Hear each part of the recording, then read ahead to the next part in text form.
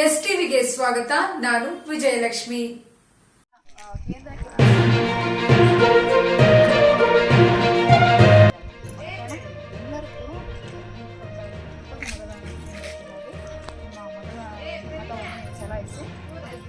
ನಿಮ್ಮ ಮಕ್ಕಳು ಕೆಲಸಕ್ಕೆ ಹೋಗ್ತಿದ್ರೆ ಆ ದಿನ ಕಡ್ಡಾಯವಾಗಿ ಮತದಾನ ಕೇಂದ್ರಕ್ಕೆ ಹೋಗಿ ಮತ ಹಾಕಿ ಮತ್ತೆ ಅವರು ನೀವು ಹಿರಿಯರಾಗಿ ತರಬೇಕು. ಯಾಕಂದರೆ ನಾವು ಹಕ್ಕದ ಪ್ರಜೆಗಳಾದ ನಾವು ನಮಗೆ ಕೊಟ್ಟಂಥ ಒಂದು ಹಕ್ಕಲ್ಲಿ ಮತದಾನ ಎಲ್ಲರೂ ಕೂಡ ಸಲ್ಲಿಸಬೇಕು. ನಾವು ಕೂಡ ಮತದಾನ ಹಾಕ್ತೇವೆ, ನೀವು ಕೂಡ ಮತದಾನ ಮಾಡಬೇಕು.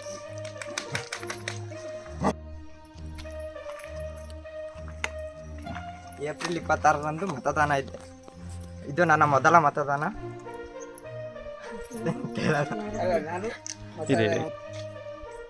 ನಾನು ಕೂಡ ಕಡ್ಡಾಯವಾಗಿ ಮತದಾನ ಮಾಡ್ತೇನೆ. ನೀವು ಕೂಡ ಕಡ್ಡಾಯವಾಗಿ ಮತದಾನ ಮಾಡಿ. ನಾವು ಮತದಾನ ಮಾಡಾಕ ಹೋಗ್ತೀನಿ, ನೀವು ಬನ್ನಿ ಮತದಾನ ಮಾಡಾಕ ಹೋಗೋಣ.